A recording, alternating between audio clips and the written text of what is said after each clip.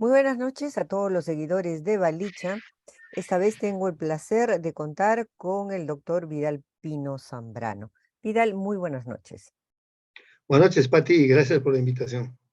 Vidal, eh, ya en el año 2021 se publicó por la Universidad Andina del Cusco el libro Los Incas, Población y Producción entre la fantasía y la realidad. ¿Por qué ese subtítulo, Vidal? Bueno, es un título provocador y yo considero que el mejor homenaje que podemos hacer a nuestros antepasados y particularmente a esa gran civilización que fue el Tahuantinsuyo es siendo rigurosos para superar los mitos o fantasías que en vez de ayudarnos a entender el enorme esfuerzo que hizo esa sociedad para desarrollarse, a veces termina o confundiéndonos o opacando esa enorme fuerza de construcción y dominación de un espacio tan complejo como eran los Andes. Entonces, ese es el empeño que yo tengo para tratar, como se dice vulgarmente, aterrizar y pisar tierra y entender lo que realmente fue esa enorme civilización que evidentemente nos llena de mucho orgullo a nosotros, ¿no? ¿Tú has preparado un PowerPoint? ¿Te parece si podemos compartirlo? Correcto, Pati.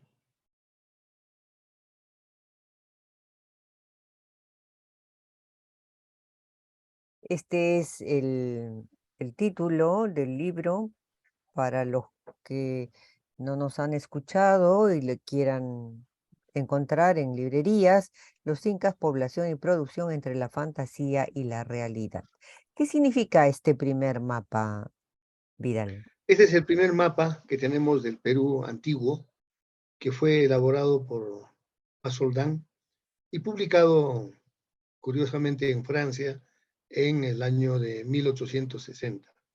Y es a partir de este mapa base que yo he logrado construir el siguiente mapa, donde coloco, por un lado, los distintos pisos ecológicos según la clasificación de Pulgar Vidal, Ujú. y luego todas las potencialidades, tanto agrícolas, ganaderas y forestales, que había en la época prehispánica, y al mismo tiempo usando el método de Rayleigh, que es sobre la base del peso demográfico y la importancia económica que significa la población, logré construir 23 espacios económicos, que estos serían los Hatun Aylus que había en la época inca, y que demuestra a todas luces la enorme descentralización que había en la época inca.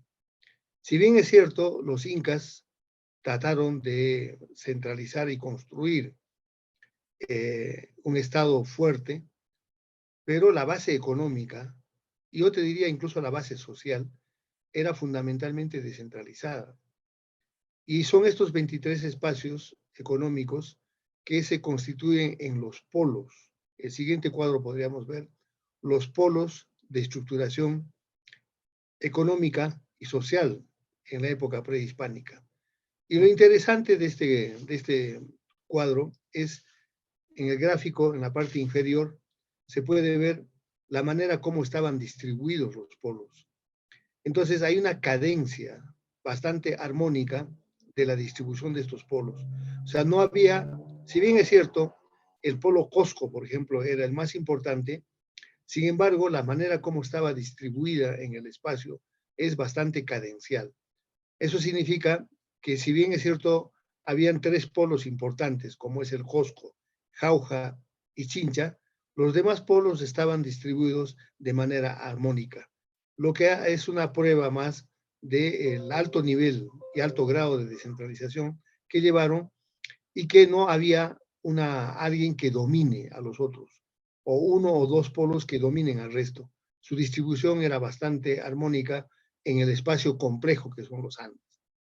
Ujú. El siguiente mapa nos En ayuda este, a visualizar. perdóname, en Sí, este cuadro que tú nos presentas, el Cusco tiene 192.020 habitantes. así es. y Jauja tiene 189.658. Chincha Así es. 180.000. No hay gran diferencia entre la densidad Exacto, poblacional en esos tres territorios. así es. Eso te muestra de que, por ejemplo, estos tres polos, que yo después en el libro le llamo el arco andino, si bien es cierto, sumados los tres eran importantes, pero como tú bien lo señalas, no había uno que, digamos, le duplique en población o lo triplique. Eran solamente diferencias relativamente pequeñas, lo que además es una prueba de que los flujos que habían entre estas poblaciones eran flujos bastante armoniosos. ¿Cómo Y con el resto llegaste, también de los polos de estructuración, ¿no? cómo llegaste tú a esta minuciosidad de dato de poblacional? Bueno, he usado fundamentalmente la fuente de David Cook, que es, desde mi punto de vista, la persona que más y con mayor rigurosidad ha trabajado el tema de la población. Pero usando algoritmos matemáticos, yo he logrado alinear la población a 1530, porque los datos de David Cook son datos dispersos a lo largo de todo el periodo colonial. Y un factor muy importante que nos ha ayudado en la construcción de esta data han sido justamente la georreferenciación de los puntos donde estaban los repartimientos y los corregimientos, y hemos aplicado tasas de crecimiento y de densidad poblacional en función de las cuencas hidrográficas, ¿no? Entonces, este trabajo ha sido un trabajo arduo en el cual yo he contado con, evidentemente, con el apoyo de especialistas, sobre todo de la Universidad de la Sorbona en París, ¿no? Pasamos al otro cuadro, al... Ya, este mapa es bien interesante también porque nos hace ver lo que yo le llamo el arco andino, es decir, el peso que tenía la población de Cosco, Jauja y Chincha, que sumado a toda la población del sur del Perú, significaba aproximadamente el 60% de la población que había en todo el territorio peruano del Tahuantinsuyo. Y esto en gran medida se debe a este gran crecimiento de la población, a los altos índices y niveles de productividad que se logró sobre todo con el descubrimiento y la creación de la chaquitaña y su difusión en la parte sur, centro-sur del Perú, ¿no? Ese maravilloso instrumento que permitió el crecimiento de la población y sobre todo la sobreproducción agrícola que ayudó, por un lado, a la división social del trabajo y por otro lado, a generar sobreproducción agrícola que permitió todas las, digamos, obras grandiosas que tenemos actualmente y que son, digamos, muchas de ellas denominadas patrimonio cultural de la humanidad. O Así es. sea, Sacsayhuamán, Machu Picchu y todos los sitios extraordinarios como los que tenemos, no sería posible sin el invento de la chaquita. Ahora bien, estamos hablando de un instrumento que facilita un, un sistema económico Así es, y está estudiado y comprobado que una de las bases más importantes de, de conquista y expansión del Imperio Inca, del Tahuantinsuyo, para no usar el término imperio, fue la reciprocidad. La así es, reciprocidad era la forma como el territorio a conquistar podía decidir guerrear o ser retribuido definitivamente con tierras cultivables, con tejidos, con donaciones que todas tenían que ver con la agricultura y la tierra, ¿no? así es.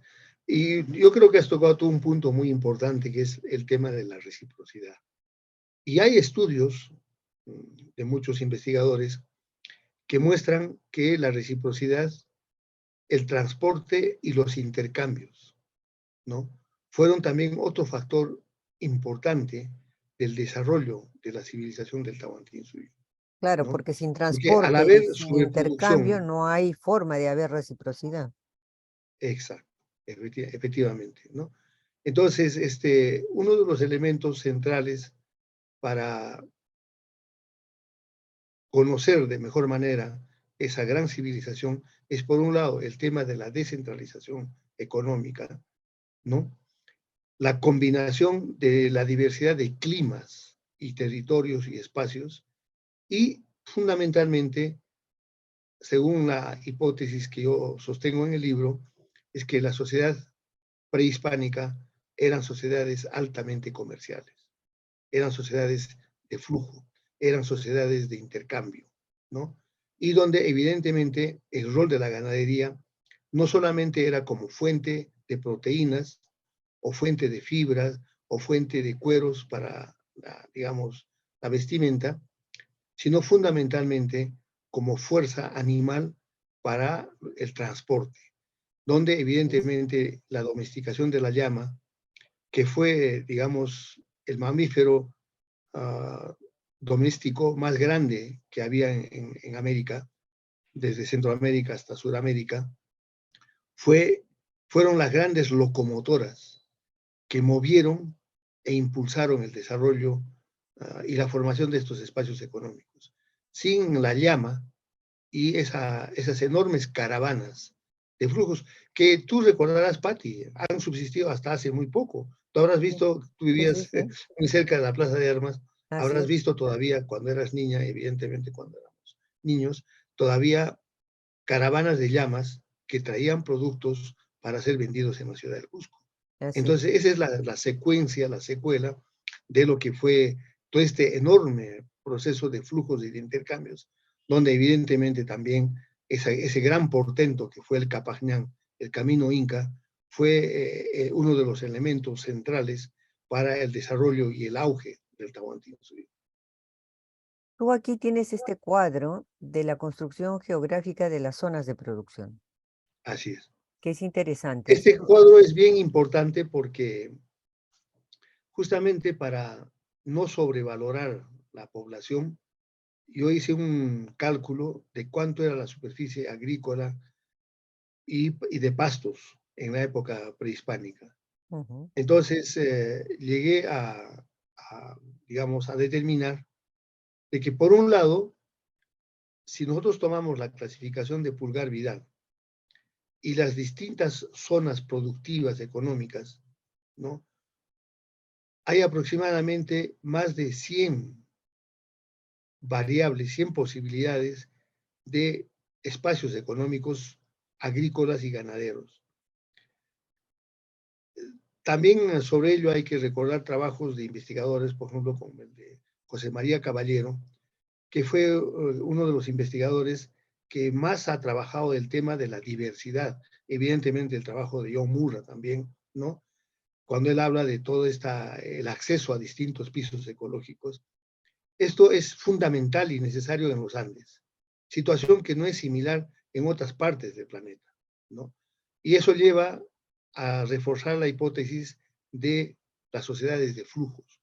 Las sociedades prehispánicas eran sociedades comerciales, ¿no? Necesariamente por la enorme, justamente, diversidad ecológica que Ahora, tenían. cuando dices comerciales, sí me gustaría hacerte una pregunta. ¿Comercialización o intercambio? Las dos cosas, porque había Porque no distintos había tamaños. moneda, ¿no?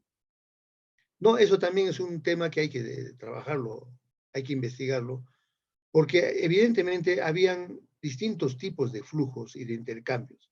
Había flujos locales, había flujos regionales, pero también había flujos a gran distancia. Por ejemplo, digamos, todo el comercio del espóndilus. El espóndilus viene de la zona de Colombia actual y hay excavaciones que han encontrado, por ejemplo, espóndilus, inclusive en la zona de Cochabamba. Ujú. No hay un lugar que no hayan investigado los arqueólogos donde no encuentren, por ejemplo, restos de espóndilos, ¿no? Entonces, los Pero eso espóndilos, no tendría que ver con la reciprocidad. Por ejemplo, no se concibe, por lo menos hasta ahora, los investigadores no dan fe de esclavos, de gente que haya sido un siervo al estilo europeo. No, el trabajo era comunitario y estaba fundamentalmente visto que la retribución, la reciprocidad era lo que te tocaba en compensación a, ¿no? Y que quizás esa sea una de las razones por las cuales el Incario haya llegado a su colapso, porque era tan grande su expansión que ya su capacidad de producción para la retribución ya no daba abasto.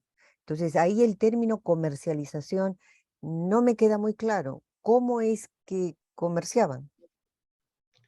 Claro, o sea, justamente lo que yo te quiero indicar es de que, por ejemplo, mira, yo te cuento, mi asesora de tesis en Francia, la señora Ana María Okengen, ella ha hecho excavaciones en México y ha descubierto, por ejemplo, tortas de bronce arsenical de origen peruano en México, Ujú, ¿no? Entonces eso significa, por ejemplo, el espacio Chincha era el gran puerto de todo el Pacífico. Mira, hay reseñas de los, digamos, cronistas que señalan que ellos han encontrado hasta 10.000 lanchas en la zona de Chincha. Eso significaba que había enormes flujos, evidentemente, de comercio marítimo, de cabotaje.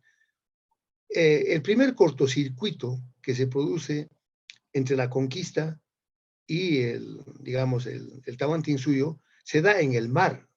El primer encontronazo es en el mar, cuando Pizarro toma prisioneros a unas lanchas, a unas barcazas que estaban llevando tejidos. Ese es el primer encontronazo, el primer cortocircuito. O sea, antes de llegar a tierra, ya este sistema comercial ya había sido afectado, ¿no? Y eso está muy bien reseñado en las crónicas, ¿no? Y toman prisioneros, y justamente uno de esos prisioneros es Felipillo, ¿no? Toman prisioneros a estos grandes comerciantes que estaban llevando tejidos de alta calidad, ¿no? Entonces, eso también nos debe llevar a una reflexión más profunda, que evidentemente habían sistemas de comercialización de comercialización, pero simples, yo sigo con esa inquietud, porque, por ejemplo, Rostorowski señala que no encuentra evidencia de impuestos, no habían impuestos, había intercambio de favores, digamos. mm, claro, Cuenta, por ejemplo, que cuando justamente Atahualpa, me parece, estaba en pleno de la batalla y encuentra que llama al señor de Chincha y el señor de Chincha va con toda su fuerza, pero llega y retorna. Si me estoy equivocando del señor de Chincha, me puedo corregir, pero este señor retorna y el Inca se percata de que ha incumplido con el término de la reciprocidad. A un señor europeo seguramente lo hubieran dado por el señor de Chincha traidor. No, el Inca dice, me equivoqué, e inmediata manda una caravana de obsequios y tejidos y chicha y víveres y todo lo necesario, y el señor gana la batalla, regresa y gana la batalla. No se da por ofendido, se da por compensado. Ah, el Señor se dio cuenta. Entonces, este flujo que tú bien aportas, este gran flujo de bienes, yo no le voy a llamar mercadería, de bienes, está dentro del sistema de reciprocidad. O sea, yo no tendría todavía o tendrías que demostrarme por qué ponerle la palabra comercialización. correcto. Mira, es cierto lo que tú también dices, o sea, eso no entra, no colisiona, no entra en contradicción.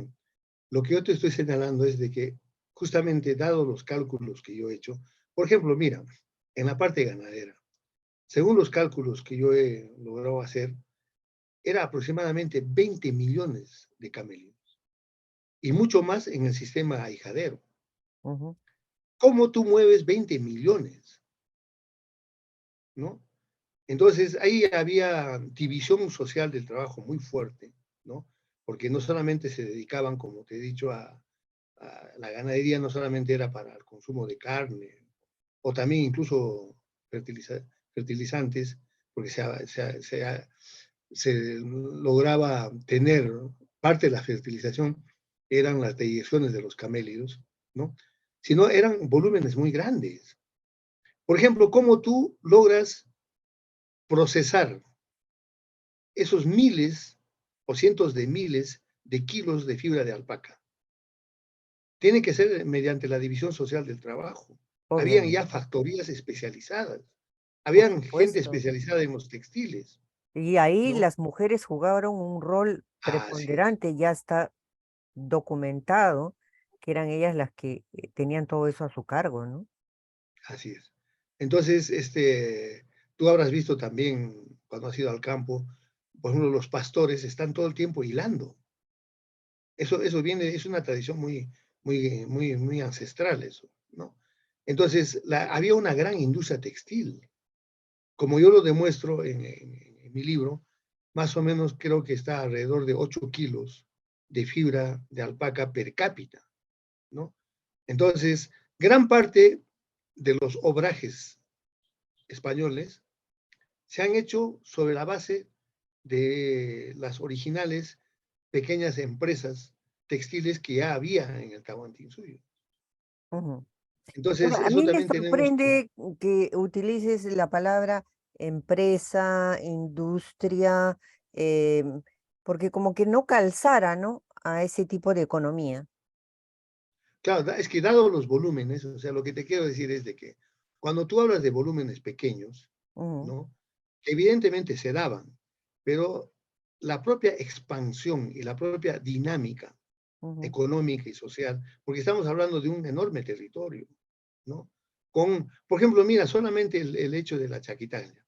La chaquitania fue un impulsor de la industria siderúrgica, porque tenías la reja, está hecho de bronce, fundamentalmente en el sur, de bronce estañífero, o sea, la mezcla de cobre con estaño, que es muy rico, digamos, en la parte sur.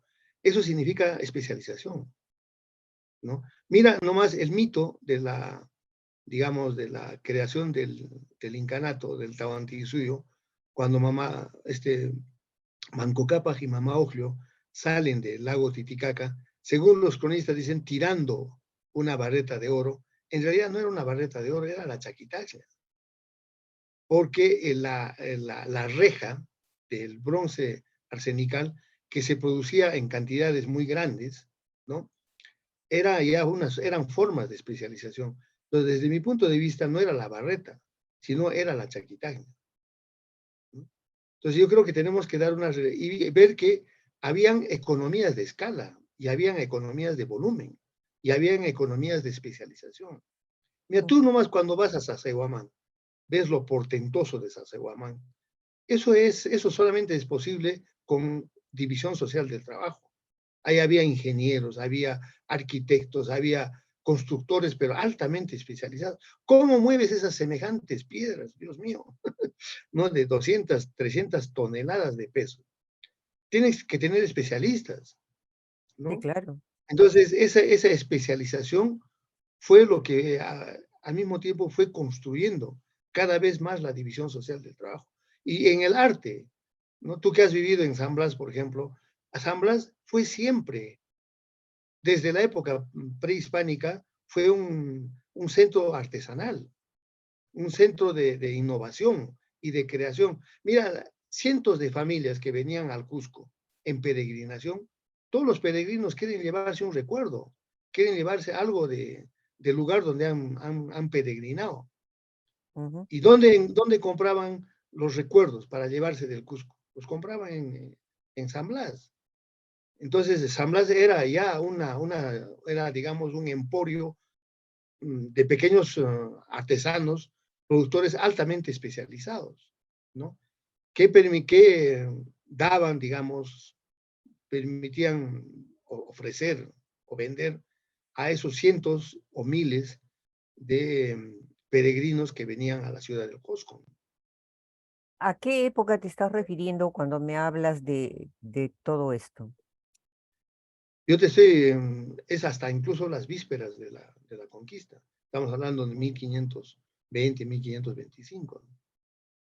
Bueno, yo sigo todavía un poco em, sorprendida con el lenguaje, ¿no? O sea, sí puedo entender que podamos hablar de economía de escala, podamos hablar pero de comercio, de compra-venta.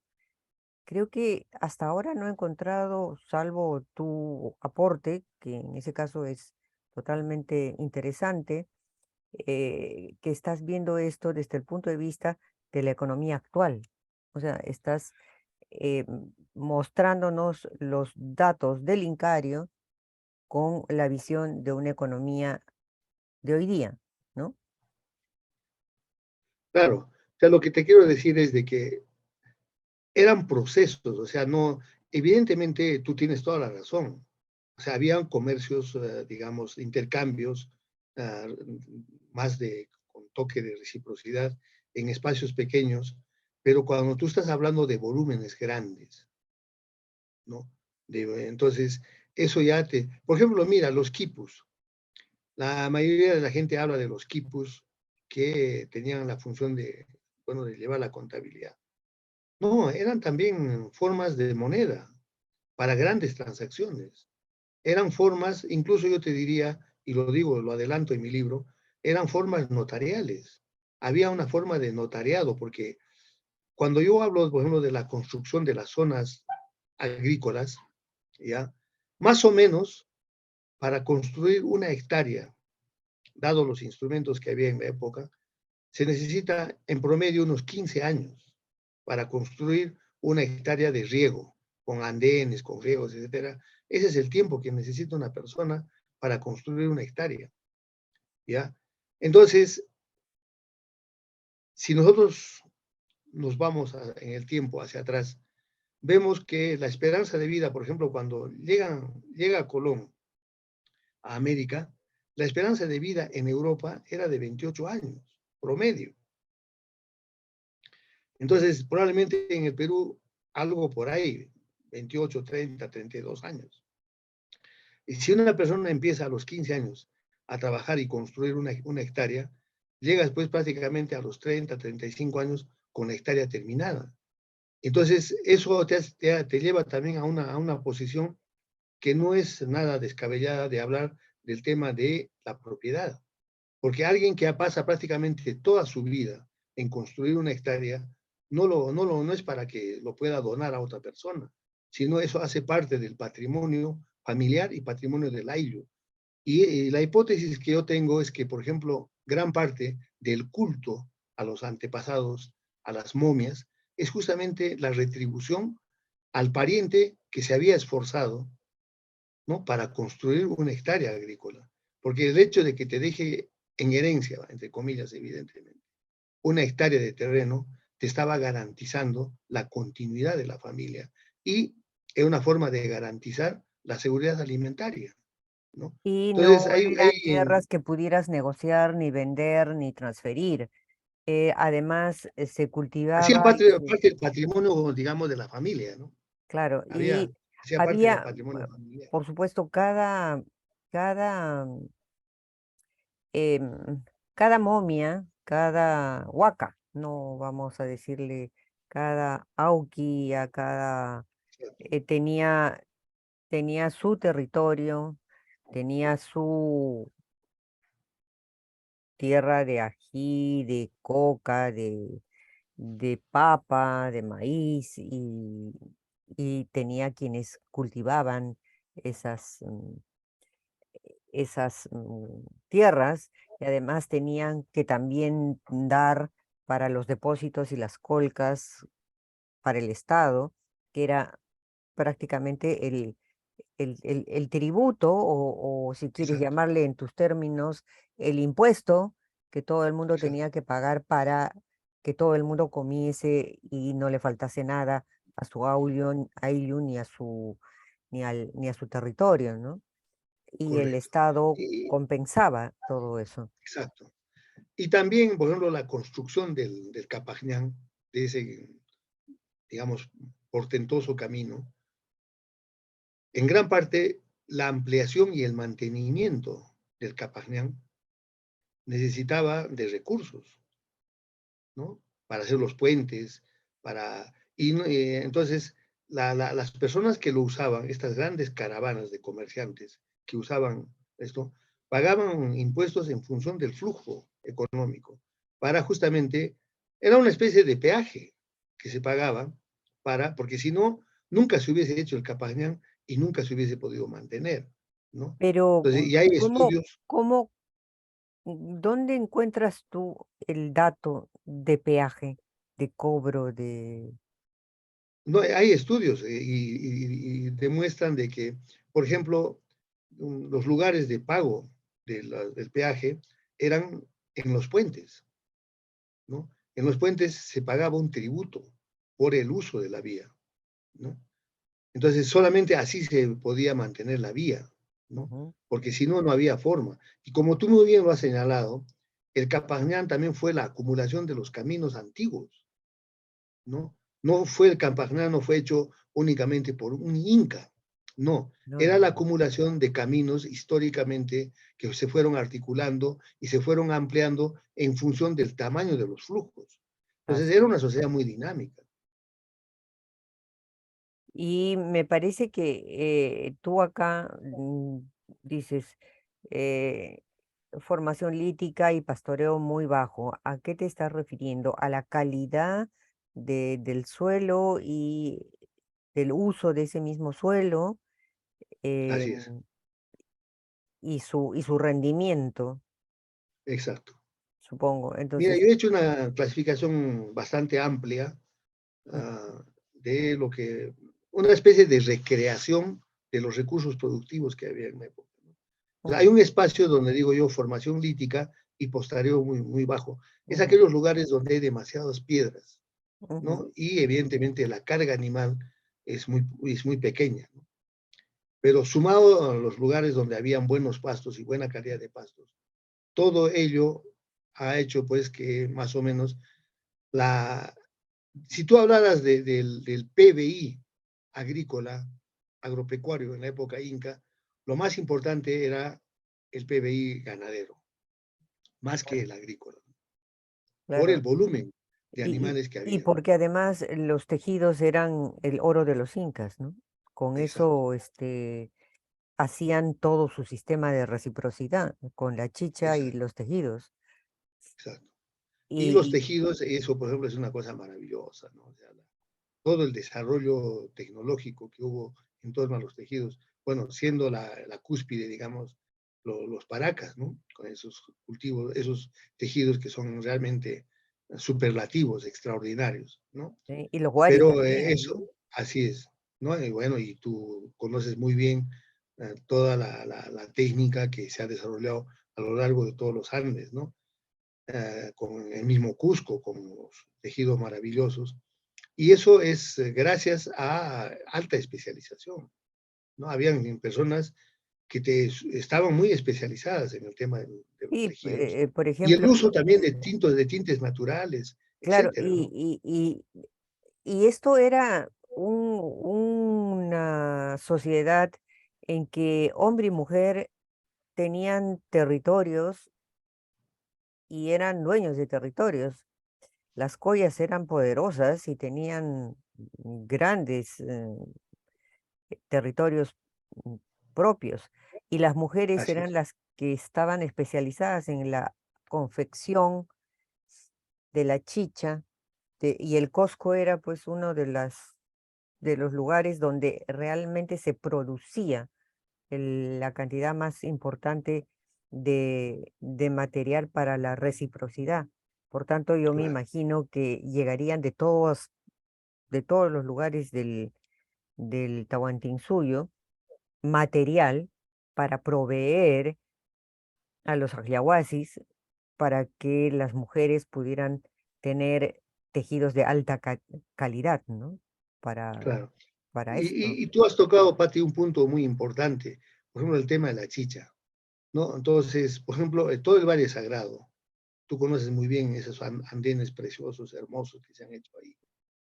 Eh, Era un espacio altamente especializado en la producción de maíz, ¿no? Y muchos valles interandinos, ¿no?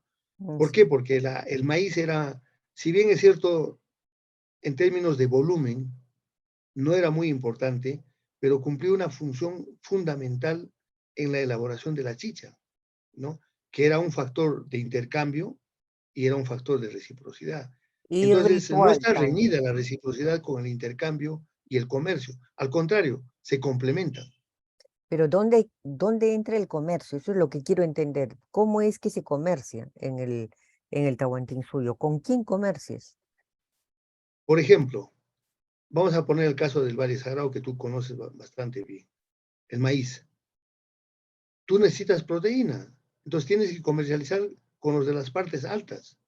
No, era Entonces, reciprocidad. Ahí no había comercio. no, es que al haber intercambio, o sea, al haber, no, o sea, tú usas distintas formas, pero tienes que intercambiar, o con los que tienen ají o los que tienen coca, y tienes que valorizar, Pero eso es ¿no? O sea, intercambio. habían piezas, claro, pero esos intercambios, Yo recuerdo flujos, cuando era chica, así es, Vidal, llegaban a la casa en el campo las señoras que vendían tiestos, claro, jarpas, ollas para tomines, todas las cosas que se necesitaban para la cocina, ¿no? Hasta de- tú llenabas el recipiente de maíz, de papa, de lo que sea, y ya estaba hecho el intercambio. claro. Y estoy El hablándote de cuando intercambio es yo comercio, tenía, era niña, ¿no? Lo he visto, me consta. Era así, así es, era así. claro. Entonces, si a eso le vamos a llamar comercio, bueno, O sea, todo, mira, y no solamente eso, Pati, yo creo que, por ejemplo, había ferias anuales, o sea, era un sistema mucho más, más elaborado y mucho más sofisticado de lo que nos imaginamos. porque el trueque como tal no es solamente andino, el trueque es también europeo, ¿no? Exacto, es Entonces, universal, es universal. Entonces, ahí las categorías me confunde un poco, ¿no? Porque el sistema de reciprocidad sí era, eh, si yo voy a utilizar tu territorio, tú te voy a, te voy a dominar. Entonces, a cambio de eso, te voy a dar tierra, te voy a dar hombres, te voy a dar tales cosas.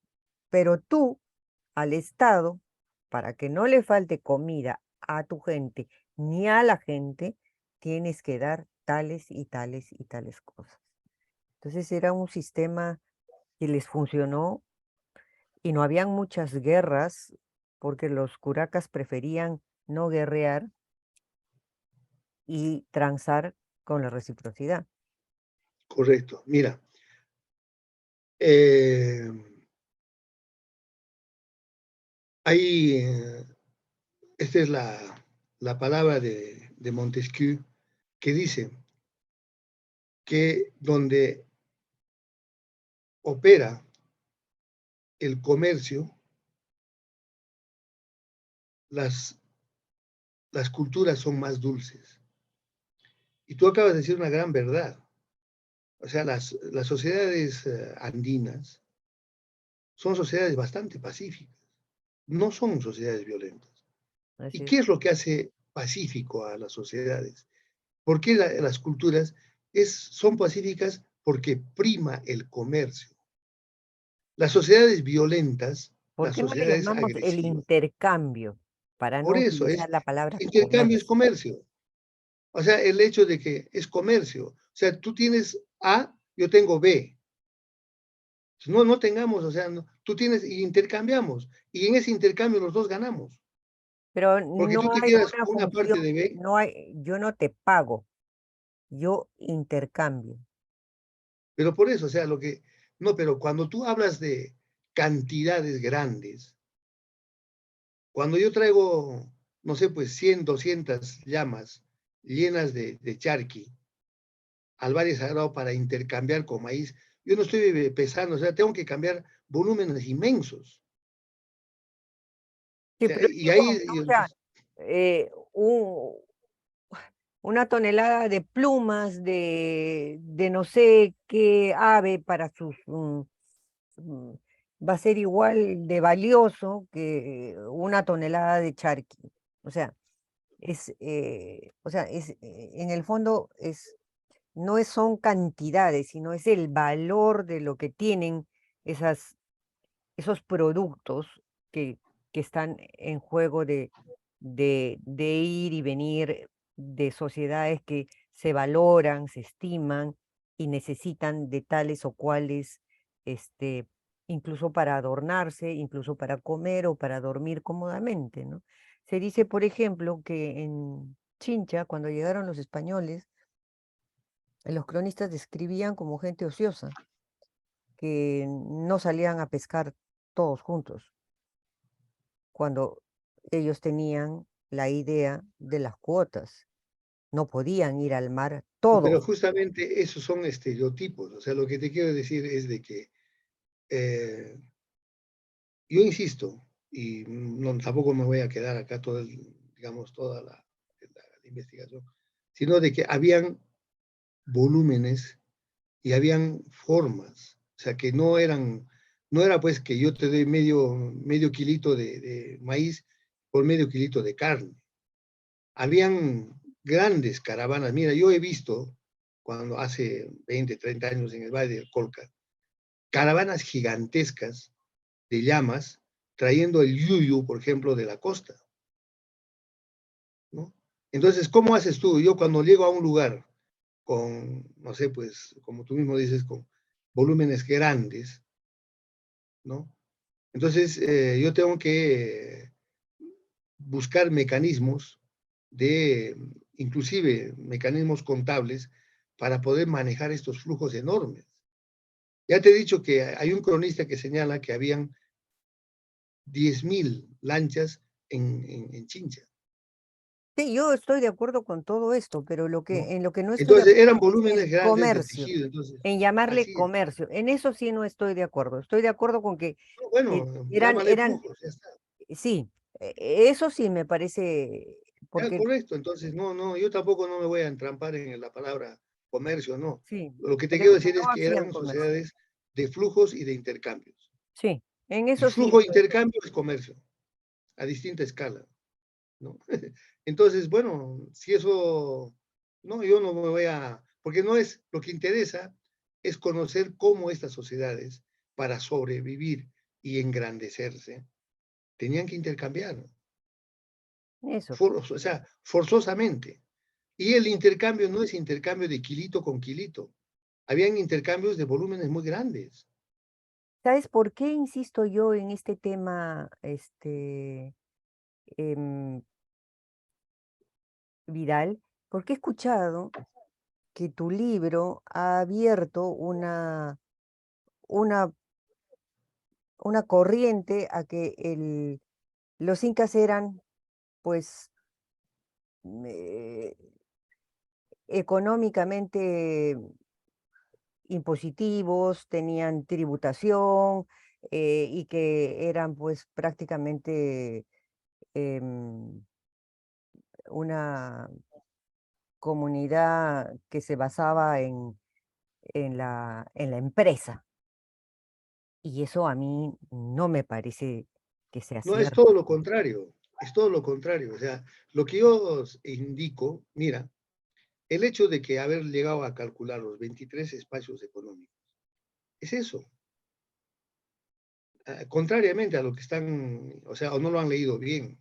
Sí, a mí O me sea, no era parece nada de... que se han entusiasmado tanto que hasta No, entonces yo cree hablo de que tremendamente Capañán son los descentralizado. caminos para hacerse ricos, ¿no? Y creo No, que no, no eran es así, tremendamente ¿no? descentralizados, o sea, eran economías muy, digamos, espacios bastante armónicos, como yo lo he señalado ahí en la curva, eran Ujú. espacios armónicos y eran espacios de intercambio.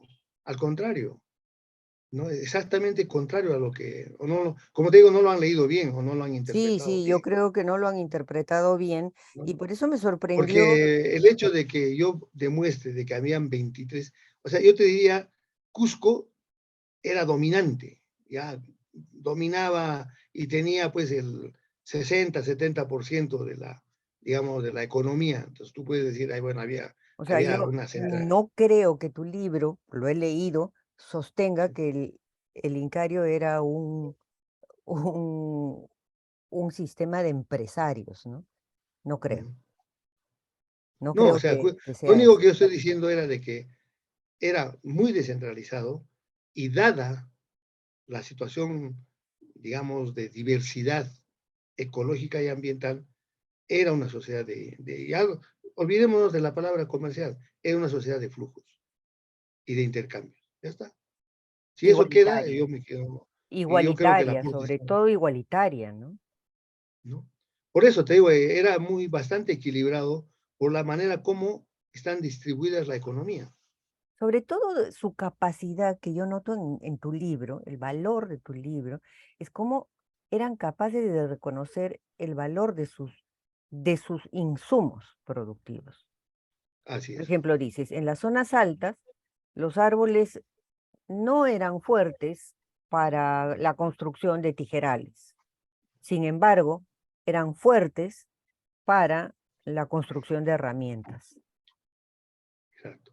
Entonces, esa diferenciación me parece muy válida y que nos aporta cómo eran capaces de reconocer que es toda una tecnología que les iba a permitir manejarse en un territorio reconociendo sus capacidades y sus productos, ¿no?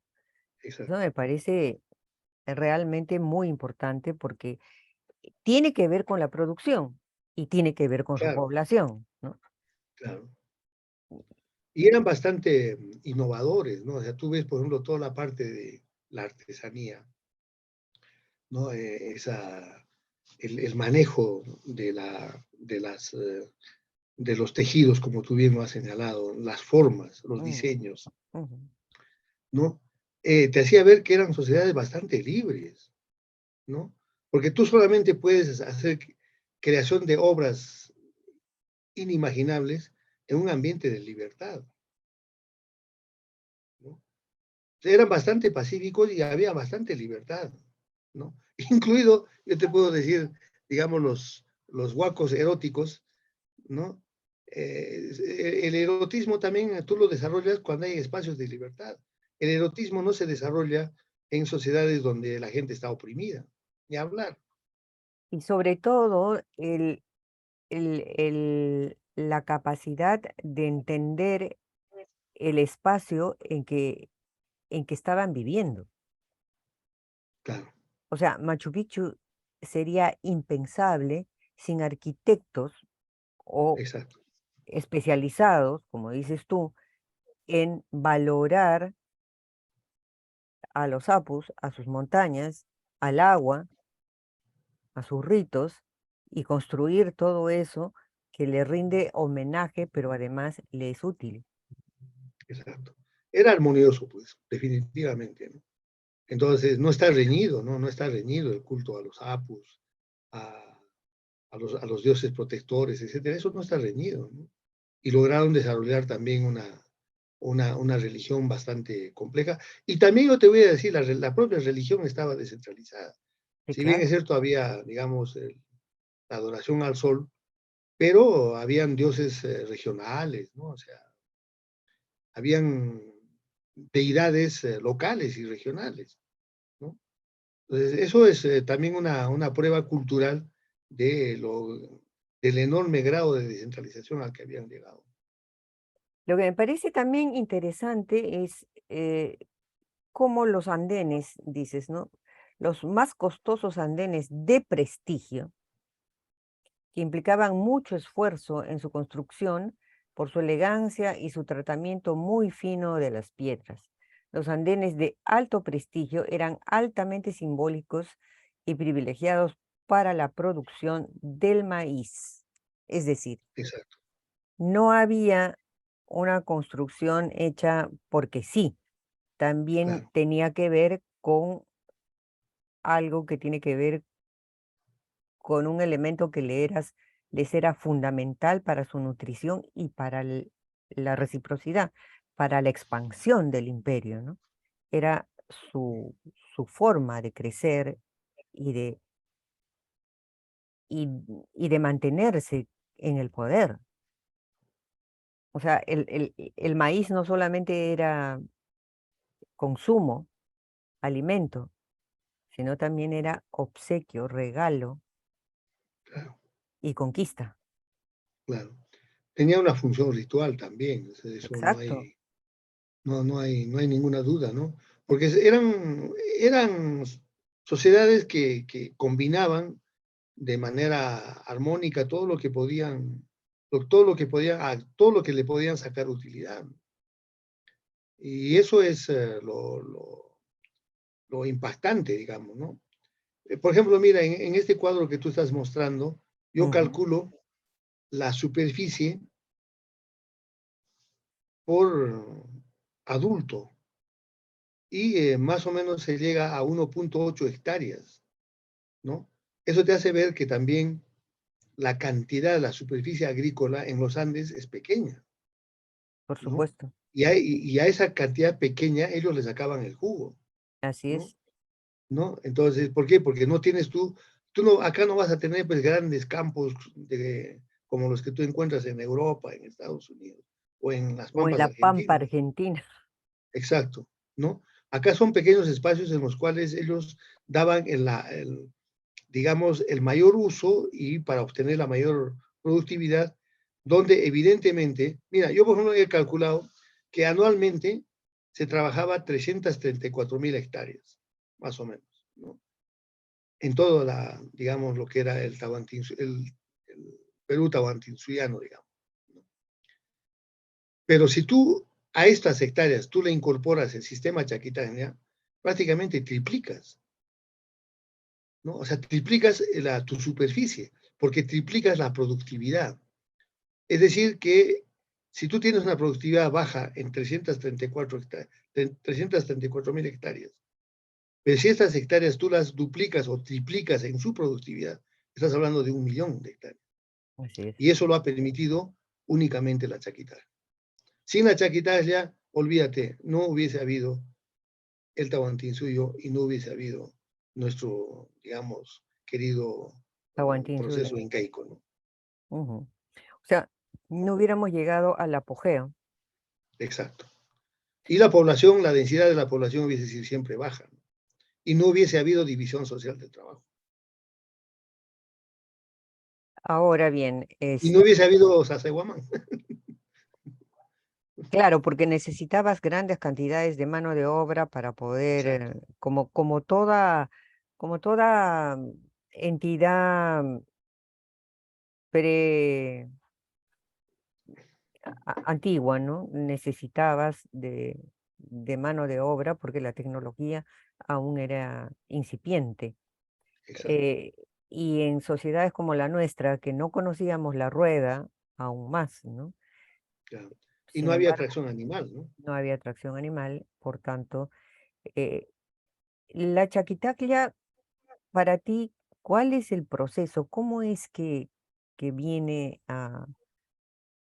Porque la leyenda de Manco Cápac y Mamaulio es increíble, ¿no? Todo está en revisión, todo está en, Exacto. en en nuevos estudios y eso a mí me parece una maravilla.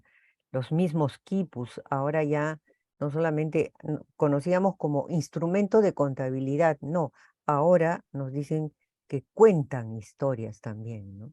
exacto, Y que no exacto, solamente te dicen cuánto, sino cómo y quiénes y cómo. Se está investigando cada vez mucho más y realmente es una maravilla.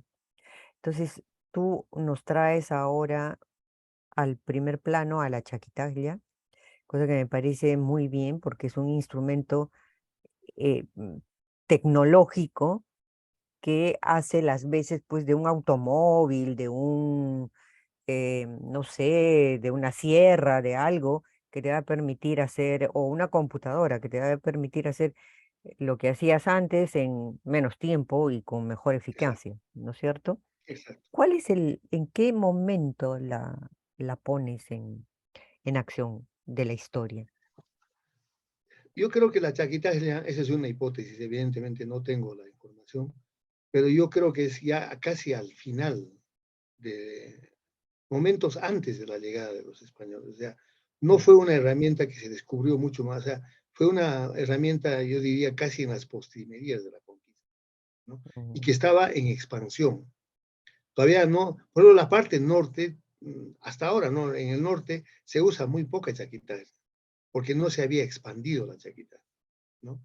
Y mm. la chaquitaglia tiene, pues, efectos agronómicos impresionantes, ¿no? Porque tú has visto que la reja ingresa, voltea la champa y al voltear la champa entierra la parte de, ¿no? Y también cumple una función de fertilización y una función de aireación y profundiza mejor, te hace los suelos mucho más profundos y mejora la producción, ¿no? Yo te diría que a grosso modo triplica o cuatriplica los rendimientos por hectárea, ¿no? Esa es Y se la, usa digamos, en todos los cultivos, papa, exacto. maíz, oca, no sé si en la coca se podría dar la chaquitaglia, pero porque la A coca todo es, lo que es roturación, todo lo que es roturación de suelos. ujú, Y encima, tú también eso conoces perfectamente, no hay un solo tipo de chaquitalia, hay infinidad de tipos de chaquitalia, también en función de del tipo de suelos, ¿no? así es. Entonces, era, la chaquitalia hay varias, y sobre eso hay muchos estudios, ¿no? Y bastante finos, que demuestran que había chaquitalia, por ejemplo, para terrenos pedregosos, menos pedregosos, más profundos, etcétera. Y algo que también es importante resaltar es que la chaquitalla cambia el sistema de organización de la producción. Tú has visto trabajar la chaquitalla, ¿no? Es en equipo. Cuando tú tienes herramienta manual, tú puedes trabajar solo, pero la chaquitalla no puedes trabajar solo. Tienes que trabajar en equipo. Porque hay uno que pone la semilla, Uno que otro que pone planta, el otro que grano, pone, claro. exacto, y otros no. Y entonces cambia también la organización de la producción, Ujú, ¿no? Entonces tiene un conjunto es toda una innovación productiva. No ujú. solamente es la herramienta como tal, sino las consecuencias que tiene esa herramienta sobre la organización productiva, sobre los rendimientos, sobre el transporte, porque ya tus volúmenes son más altos. Entonces necesitas tener mayor cantidad de llamas para transportar, porque tu producción es mucho más amplia. Y también efectos sobre el intercambio y los flujos, ¿no? Y ahora es una pena, ¿no? Porque si bien hay grandes criaderos de alpaca todavía en las alturas, pero llamas ya casi están desapareciendo. Claro, Bolivia tiene gran cantidad de llamas, pero Perú la llama está casi en extinción.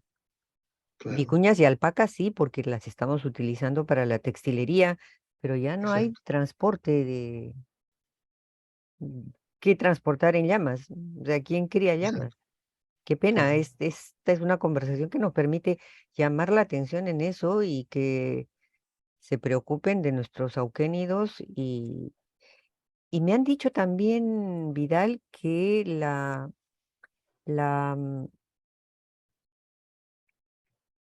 em, clase o el curso sobre camélidos en antropología ya no se da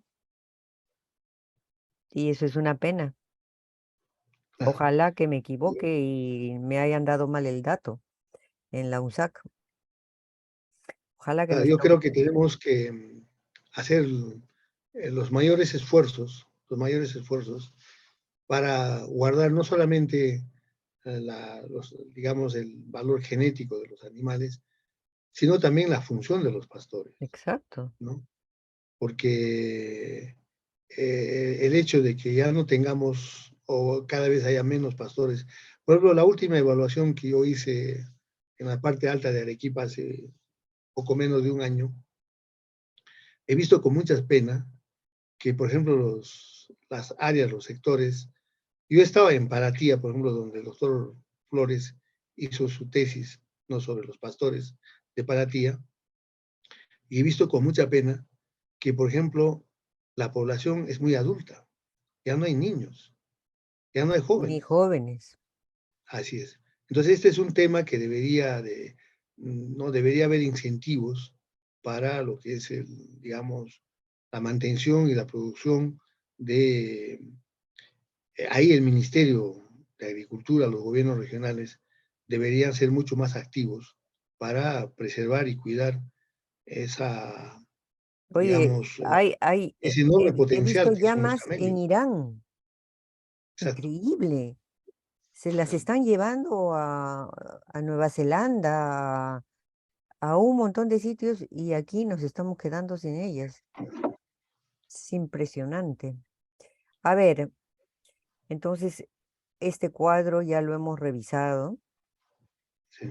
y tenemos este de acá, que es las diferencias de productividad entre el sistema manual y el sistema de Chaquitaglia, del cual ya hemos conversado Sí, hemos conversado también, sí. bastante. Ahora tenemos este otro cuadro. Diferencia entre la productividad del sistema únicamente manual y el sistema de Chaquitaglia, también No, hemos ese ya lo hemos visto ya. Ya. ganadería. Entonces, ya aquí está el tema de la ganadería. Yo, por ejemplo, hago dos observaciones en el sistema eh, ganadero. Mira, cuando uno va actualmente a las partes altas, ¿no? Tú ves unos cercos de piedra, que eso debería ser declarado patrimonio inmaterial, porque ahí hay conocimiento. Sin esos cercos de piedra, sencillamente no hubiese sido posible la domesticación de los camellos. Y eso es lo que yo le llamo el sistema ahijadero, ¿ya? Porque ese sistema te permite seleccionar, por ejemplo, a hembras de machos, seleccionar crías de las madres, seleccionar a los mejores animales, etcétera, ¿no? Entonces, este conocimiento se está perdiendo. Ya, felizmente en mi libro he puesto una foto que la hemos tomado hace poco en la zona de Ocongate, ¿no? Donde todavía persiste esto.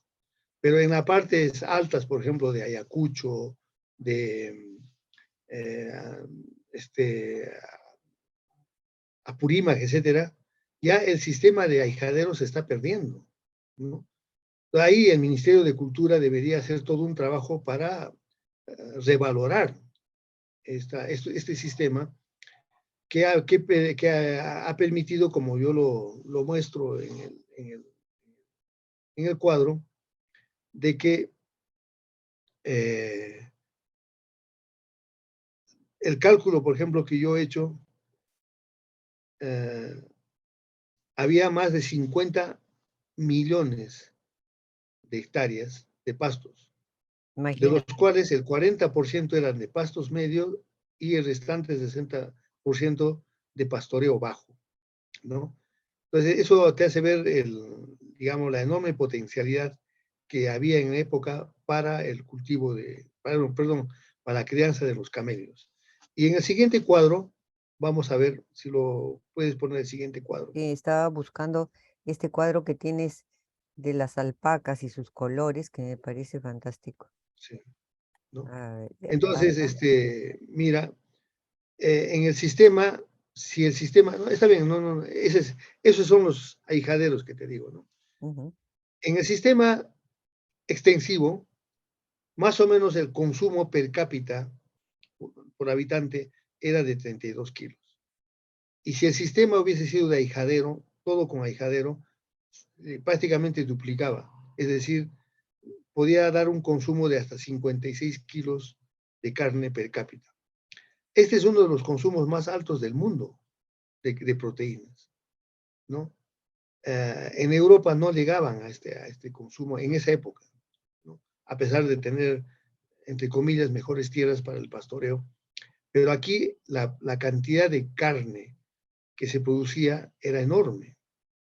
Y de ahí, por ejemplo, el mito de los hermanos Ayar, el Ayar Cachi, un elemento fundamental para el transporte de la carne era salarlo. Entonces, la sal era un elemento fundamental. Por eso que yo en mi libro señalo de que, por ejemplo, el mito de los hermanos Ayar, en el fondo es el mito a la agroindustria, a la transformación. Porque cuando tú tienes animales que no tienen mucha fuerza, como son las llamas, la única forma de ayudar a los flujos que tú señalas es mediante, hay que secarlo antes de transportar. Por eso que Claro. hacían chuño, moraya, el maíz lo secaban y sobre todo el charqui, Para que dure ¿no? y no se pudra Así es. y tengas Y, comida por largo tiempo, exacto, ¿no? exacto.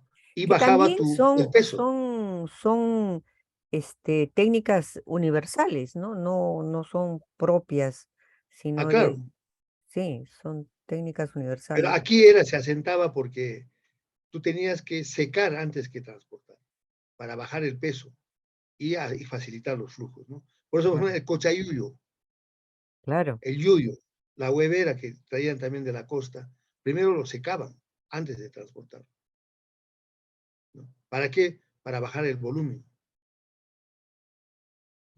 Sea, Esas eran realmente, estrategias y técnicas también de flujos y de intercambio, ¿no? pero también tenemos que reconocer que eran saberes ancestrales Exacto. que no eran fruto del Incario, sino de todas las,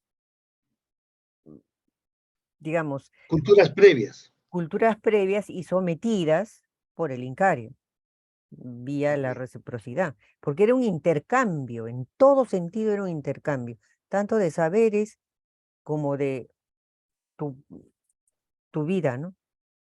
exacto. No, es acumulación de conocimiento también. Sí. Acumulación de conocimiento, ¿no? O sea, nunca conquistaban y despojaban a la europea de sus conocimientos, no, los incorporaban y los mejoraban Así junto es, con ellos, ¿no? Es algo que correcto. ojalá pudiéramos aprender hoy día, Exacto, recuperar hoy exacto. día, ¿no? Claro. ¿Cómo incorporas el conocimiento? Eso es una cosa muy importante para el desarrollo, Así ¿no? es. O sea, yo Si no no puedo ir a estás, un lugar y destruir lo que hay, al contrario, valorar y revalorar lo que existe, pero ¿qué es lo que ¿no? hace toda empresa ahora que entra a- al gobierno regional o a cualquier ministerio? Comienza de cero. Siempre tienen el mito fundacional, ¿no? Fundan todo, Claro, van a hacer todo, exacto, porque el anterior nunca hizo nada. exacto. Eso es algo que nos está trayendo abajo, no nos está, Sí, o sea, ojalá pudiéramos leer un poquito nuestra historia y ver lo exacto, maravillosa que era y cómo conservaban los saberes hasta del posible enemigo, que después será convertido correcto, en amigo, ¿no? Es correcto. una pena, Estoy de acuerdo contigo. Sí, sí, sí. es una Ese pena, es un tema, eso es una cosa atávica, ¿no? Es perversa, ¿no? No nos perverso. ayuda a desarrollar, No nos ayuda. ¿no? Porque Todo solamente es estamos criticando, criticando, y no, o sea, coge todo lo que es útil y úsalo, venga así de es. donde venga. Sí, incluso hasta puede ser tu enemigo, pero si hay algo positivo, yo lo uso, ¿no? Así es. ¿No? Pues Acá ese es el tenemos sistema hijadero que te digo, la foto esa, ¿no? estas canchas fabulosas que eran Exacto. Que impresionantes, felizmente hasta ahora todavía se mantiene, ¿no? sí. En muchos Se lugares sí, mantiene. sí. Y Y lamentablemente yo famoso te voy a decir que cuando tú ves, por ejemplo, todo lo que es patrimonio, porque esto es patrimonio material e e inmaterial, inmaterial, porque aquí hay ahí conocimiento, por supuesto. pero es una pena que los entes encargados de preservar, conservar y difundir esto, sencillamente no le prestan atención. Van a la parte alta, ven un montón de piedras, incluso lo ven como algo atávico, algo obsoleto, ¿no? Cuando Oh, fue, hechicería, exacto, para ¿no? colmo, ¿no? Así es, así es, ¿no? Excelente. Vamos, esta. Ese es el consumo, como te digo, de fibra, ¿no? En el sistema extensivo, más o menos 8 kilos, Pati, de fibra per cápita, ¿no? Y con el otro sistema de 13 kilos. Entonces, esto era pues una cantidad enorme. Estamos hablando de miles de kilos de fibra de alpaca que se esquilaba cada año, ¿no? Entonces, hacía que la gente se vestía y como tú muy bien lo has señalado, esto impulsaba todo lo que era el diseño, la parte textil, Oye, no los, y los datos que nos dejan los cronistas, que no había pobres en el Incari. No encontraron pobres, no encontraron pordioseros o hambrientos. claro, porque había, o sea, sacaban el mayor provecho posible de los recursos que tenían, ¿no? En base a la imaginación, en base a los intercambios que tú señalas, la reciprocidad, etcétera. Entonces, que son elementos que los estamos perdiendo, lamentablemente, ¿no? Y que reconocer también al otro, valorar al otro, ¿no? No sé si tú recuerdas antes, pues alguien que era de origen de provincias altas, alpaquero, etcétera, era casi una persona despreciada, ¿no? Acuérdate Y no nomás, cuando, hace unos cuantos años atrás, cuando éramos adolescentes o chicos, estaba prohibido comer carne de alpaca exacto, y se hacían correcto. este, Campañas, campañas para cerrar locales. Me acuerdo que había una anticuchería que vendía anticuchos de carne de alpaca, pero nadie sabía que era de alpaca y eran los más ricos del Cusco. claro, Y cuando se dieron cuenta que era de alpaca, la cerraron. Y así es, después ahora los restaurantes a uno te venden lomo de alpaca a precios exorbitantes. Por fin, correcto, por así fin. es. Es que también nos hemos movido por muchos prejuicios y estereotipos perversos, en el fondo, ¿no? Que han terminado dañando, pues, a esos cientos de alpaqueros y pastores. Y, Y y gracias a ese esfuerzo, a su constancia, es que han logrado sobrevivir los camélidos. Mi ahora, homenaje.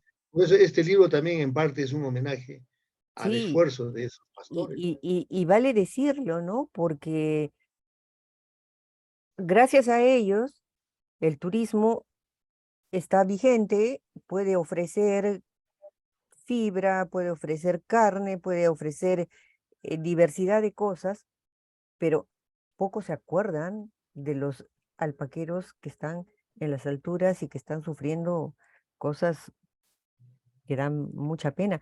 En esta época actual están muriendo crías de una manera increíble y como tú bien has dicho hace un rato, ya no hay mm, niños ni jóvenes, sino viejos que están criando a sus alpacas.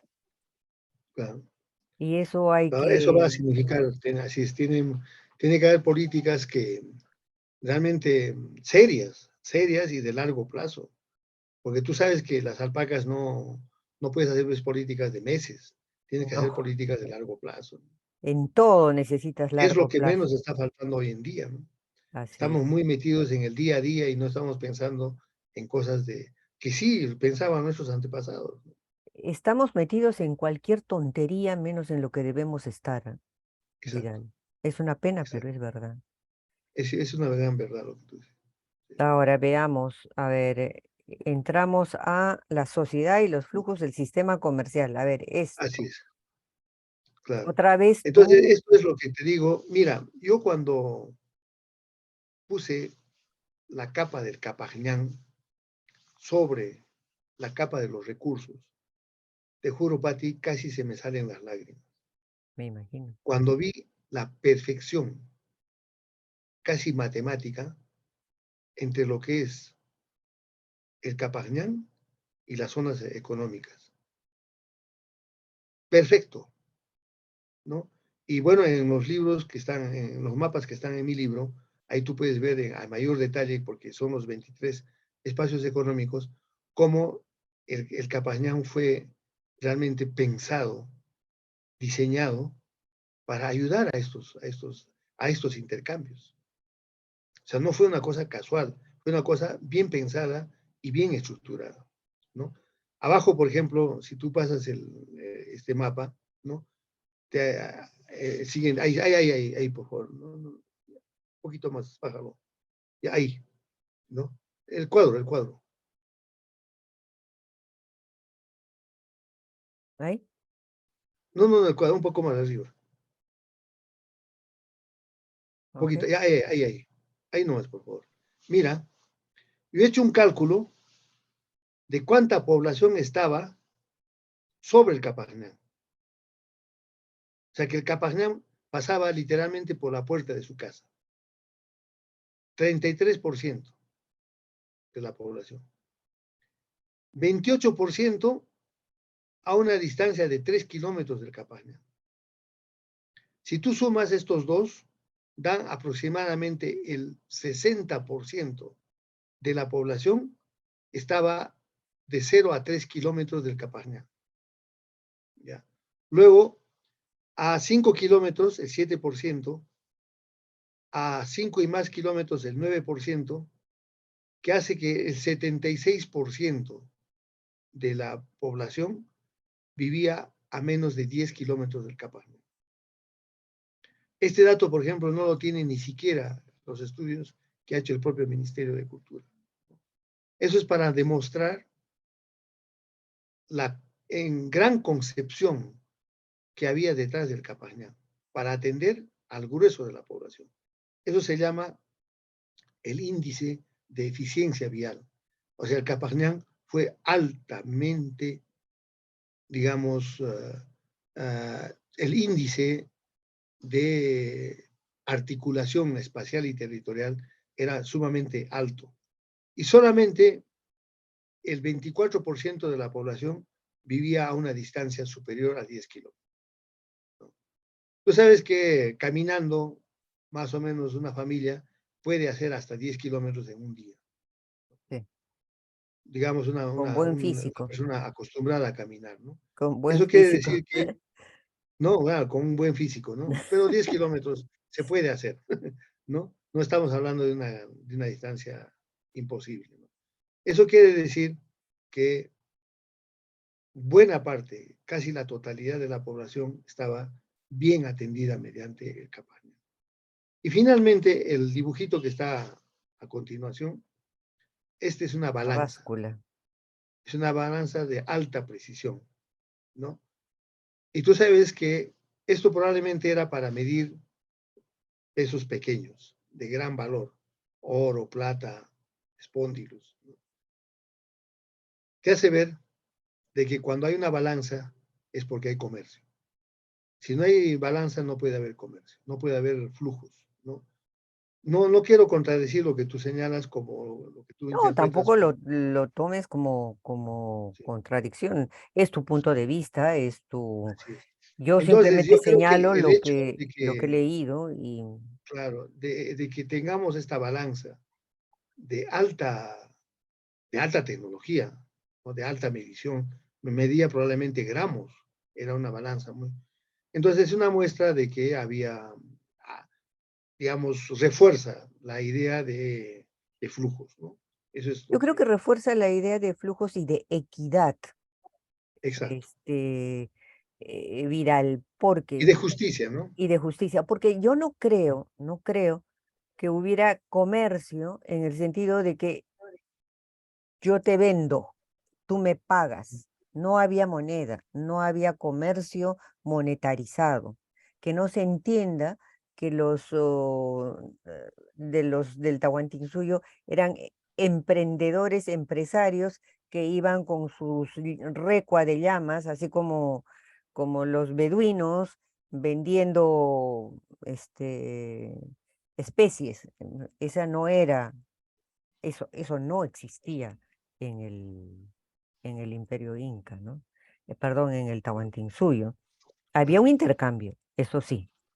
Y si tú querías pesar, pues qué maravilla para decir te estoy dando tanto de tal cosa.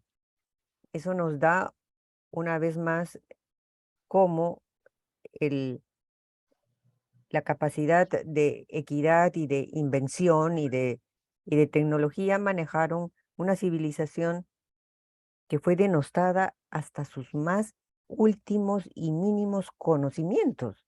O sea, no dejaron piedra sobre piedra. Estamos descubriendo todo esto poco a poco. Claro, y yo creo que falta, fue el mensaje que yo les di a los estudiantes de la Universidad Andina, en el sentido de que yo creo que tenemos que, ese es un modesto aporte, ¿no? Yo lo hago, digamos, a título, yo no tengo financiamiento, no recibo apoyo de nadie, pero lo hago con el mayor gusto porque yo creo que tenemos que tener un compromiso para profundizar el conocimiento de esta sociedad tan compleja, ¿no? Y ayudar al debate. Finalmente, este es un libro que quiere contribuir a una discusión, a un debate, ¿no? Para ir afinando cada vez de mejor manera, ¿no? Lo que fue ese portento de civilización que fue el Exacto. Tahuantinsuyo, ¿no? Y cuanto más investigaciones y estudios tengamos, cuanto mejor Exacto, entenderemos, ¿no? así es. Bueno, yo creo que los demás cuadros, Patti, son un resumen de lo que hemos, de lo central que hemos discutido, ¿no?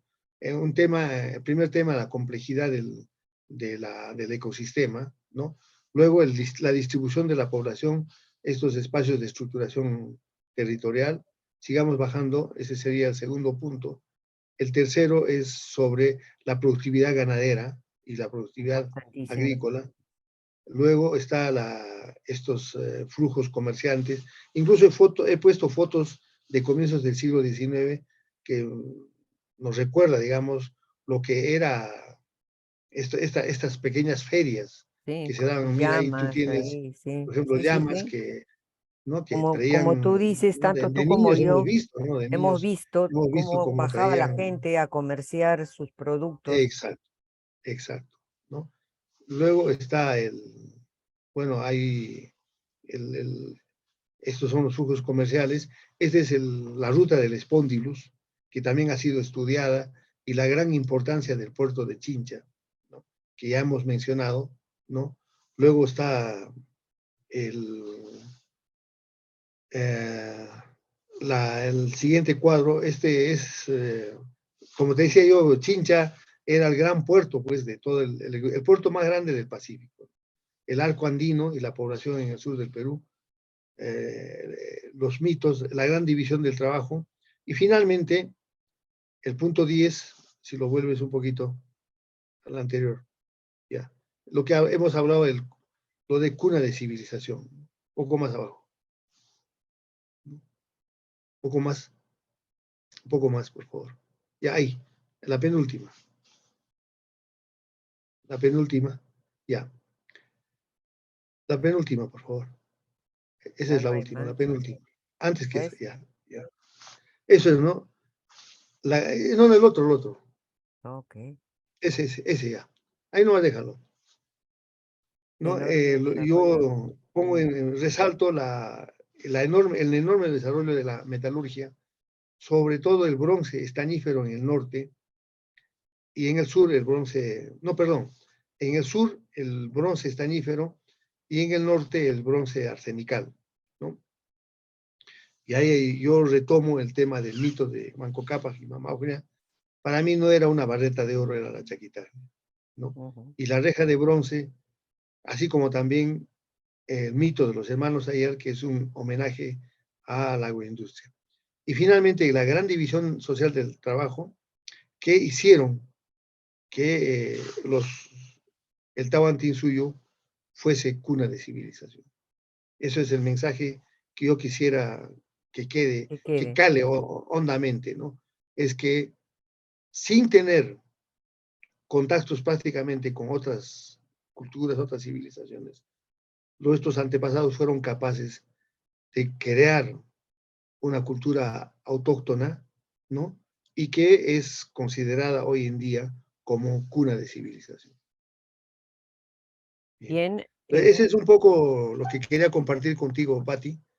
que de alguna manera resume, digamos, el esfuerzo que yo he hecho para tratar de poner algunos elementos nuevos, como es, por ejemplo, la población, como es el tema de los recursos con los que se había en la época inca, el tema de la chaquitaglia, etcétera, que yo creo que es imperioso ponerlo en relieve. Mira, el otro día te comentaba, vi un estudio que ha hecho sobre tecnología andina, que lo ha publicado la Universidad Autónoma de México, y he visto con mucha preocupación, ni una línea sobre el chaquita.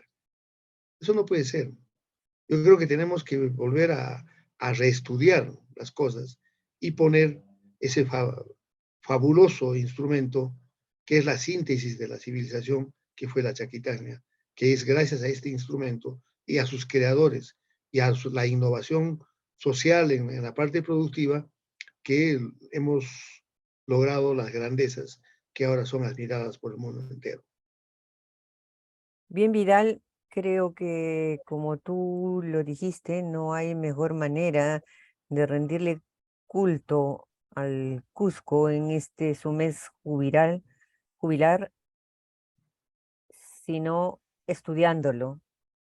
Y para todos aquellos que quieran leer este libro, Los Incas, Población y Producción entre la Fantasía y la Realidad de Vidal Pino Zambrano, búsquenlo, van a encontrar datos muy interesantes y sobre todo una gran cantidad de mapas y de cuadros por los cuales Vidal se ayuda para explicar sus teorías y y sus hallazgos.